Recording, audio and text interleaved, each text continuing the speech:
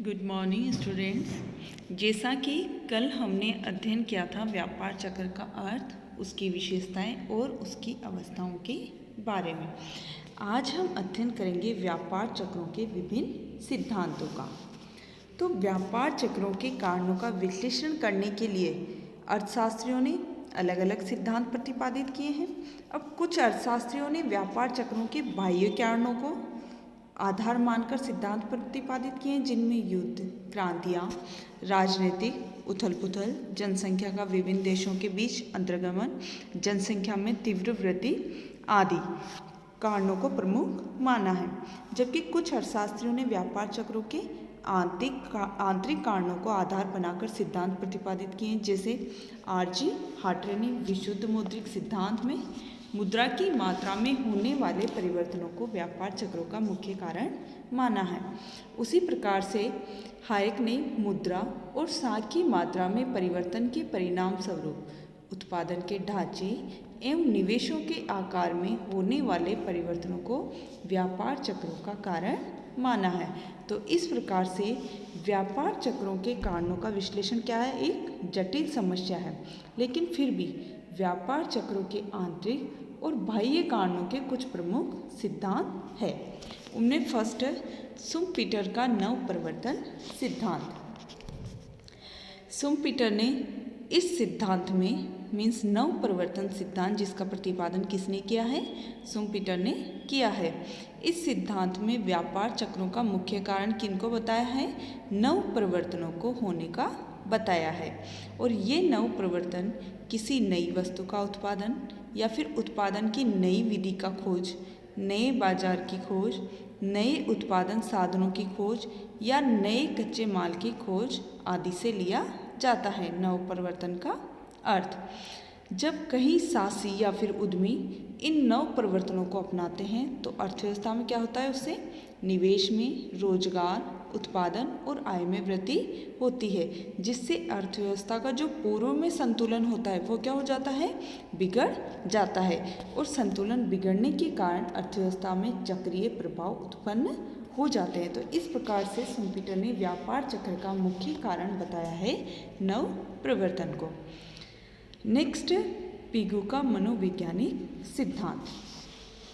1927 में पिगू ने अपनी पुस्तक इंडस्ट्रियल फ्लक्चुएशंस में व्यापार चक्रों का कारण किन्हें माना है, उद्योगपतियों एवं व्यवसायों की मनोवैज्ञानिक धारणाओं में होने वाले परिवर्तन को बताया है।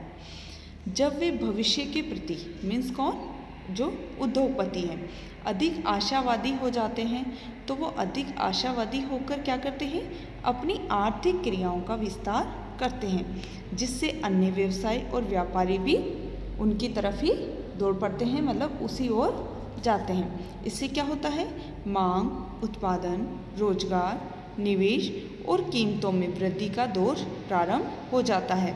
लेकिन जब लाभ घटने लगते हैं तो व्यापारियों और व्यवसायों में विनिवेश की धारणा छूत की बीमारी जैसे फैल जाती है, जिससे अर्थव्यवस्था में क्या होता है, मंदी की अवस्था पनपती है। तो इस प्रकार से पिगू ने भी मनोवैज्ञानिक तत्वों के आधार पर आर्थिक प्रभावों के साथ मिलाकर व्यापार चक्रों की व्याख्या की है। नेक्स्ट, हार्ट्रे का विशुद्ध मौद्रिक सिद्धांत। हार्ट्रे, जो कि एक ब्रिटिश अर्थशास्त्री थे, उन्होंने व्यापार चक्रों को विशुद्ध मौद्रिक विषय माना है।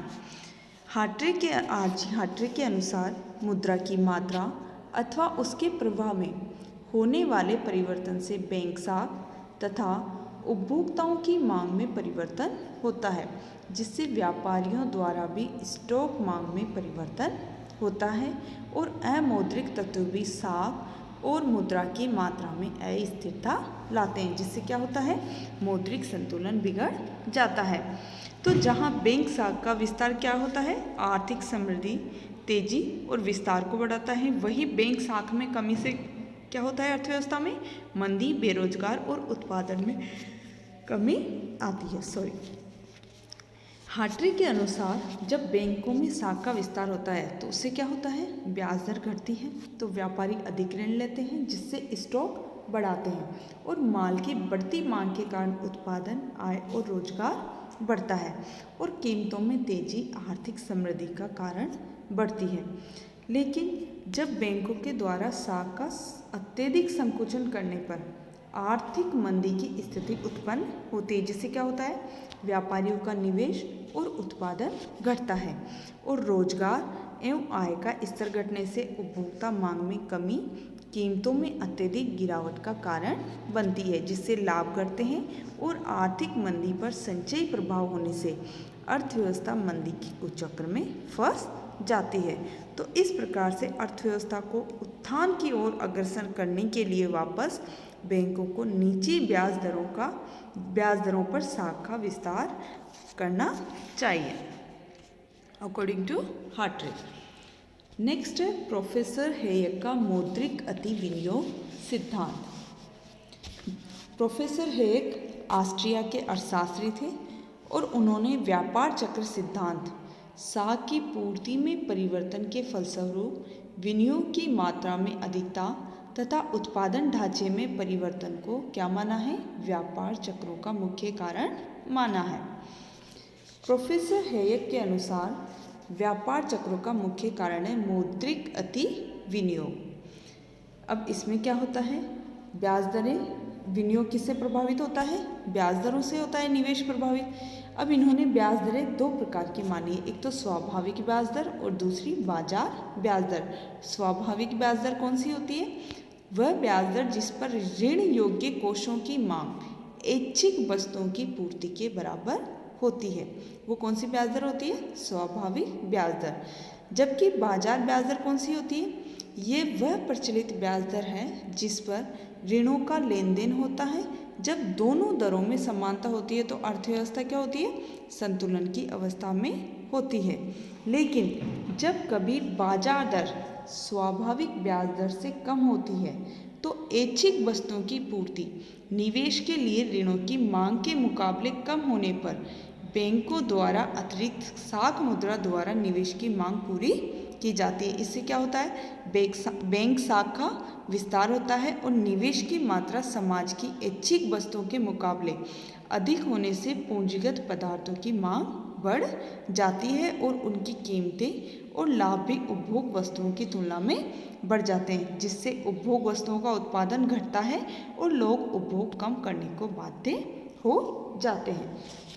जबकि तेजी की स्थिति भी क्या होती है, अधिक समय तक नहीं रहती है, क्योंकि समृद्धि काल के अंतिम चरणों में जब उपभोग वस्तुओं का उत्पादन बढ़ने लगता है तो पूंजीगत पदार्थों के उत्पादन में कमी से उस उद्योग के हटाए गए साधन उपभोग उद्योगों में उसी गति से नहीं खप पाते, जिसके परिणाम स्वरूप क्या होता है, बेरोजगारी बढ़ती है और बैंक भी अपनी साख की मात्रा को घटाने लगते हैं और ब्याज की दरों को बढ़ाते हैं, जिससे बाजार ब्याज दरें स्वाभाविक ब्याज दर से ऊंची होने के कारण निवेश पर कैसा प्रभाव पड़ता है, प्रतिकूल प्रभाव पड़ता है, जिससे क्या होता है, पूंजी में कमी होती है और पूंजी में कमी होने के कारण उत्पादन, रोजगार और कीमतों में गिरावट होने लगती है, जिससे अर्थव्यवस्था सुस्ती की ओर अग्रसर होकर मंदी में बदल जाती है।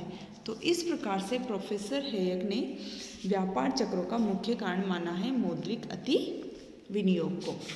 नेक्स्ट है किन्स का व्यापार चक्र सिद्धांत। प्रोफेसर किन्स के अनुसार रोजगार को 3 तत्वों के द्वारा निर्धारित किया जाता है और वो है उपभोग प्रवृत्ति, तरलता पसंदगी और पूंजी की सीमांत क्षमता। अब प्रथम जो तत्व है उपभोग प्रवृत्ति और तरलता पसंदगी, वो क्या है, अल्पकाल में सामान्यतः स्थिर रहते हैं, जबकि पूंजी की सीमांत क्षमता में होने वाले उतार चढ़ावों के कारण निवेश में होने वाली घटत बढ़त आर्थिक अस्थिरता को जन्म देती है। तो किन्स के इस सिद्धांत में पूंजी की सीमांत क्षमता पर कितनी बातों का प्रभाव पड़ता है, 2 बातों का प्रभाव पड़ता है, जिससे पहली प्रत्याशित लाभ दर और दूसरी है पूंजी की प्रतिस्थापन लागत। तो पूंजी पर प्रत्याशित लाभ दर भी भावी आशाओं पर निर्भर करती है। तो किन्स के अनुसार जब अर्थव्यवस्था में पूंजी की सीमांत क्षमता ब्याज दर की तुलना में अधिक होती है तो उससे निवेश में वृद्धि होती है और उत्पादन, रोजगार और कीमतों में वृद्धि को जन्म देकर गुणक प्रभाव से आर्थिक तेजी की ओर बढ़ती है, जिससे तेजी की चरम सीमा तक पहुंचती है अर्थव्यवस्था।